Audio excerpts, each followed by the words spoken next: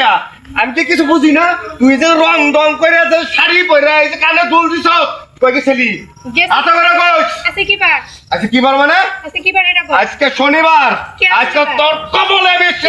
শনি তুমি মহাভারত দেখাস আরে থামো তো আগে আজকে শনিবার না আজকে শুক্রবার মাথা ঠান্ডা করো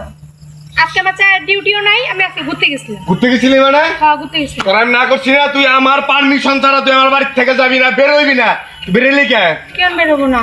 তুমি আমারে ঘুরাইতে নিয়ে যাইবা না আমার জন্য তোমার সময় থাকবো না আর তোমারে কয়ে তারপর আমার যাইতে হবে কোন জায়গায় লেখা আছে এটা আমারে বুঝাও দেখ মাশা অনেক বাড়াবেড়ে গেছস তুই অনেক বাড়াবেড়ে গেছস তোরে কিন্তু আমি তিন কথার কথা কয়ে তোর এবার থেকে লাগতে যাবে কিনা তুমি দাও বার করে দাও আবার কথা কস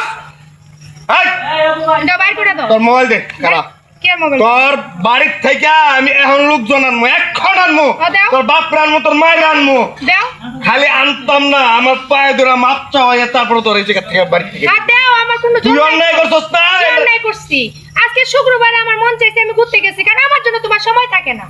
হ্যাঁ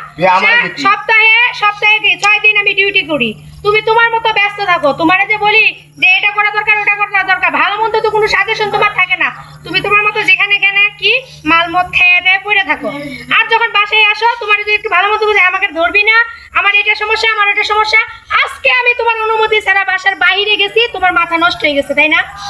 আগে নিজের দোষগুলা দেখো যদি আমি কোনো অন্যায় করে থাকি তাইলে যাও তুমি যেটা শাস্তি দিবা মাথা ব্যথা নিবো যাও আমার বাপ মারে ডাকো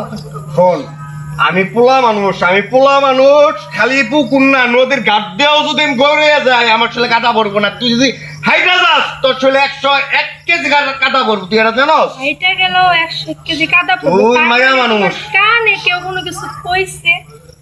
খালি কানে কইছে রে এই কানে কইছে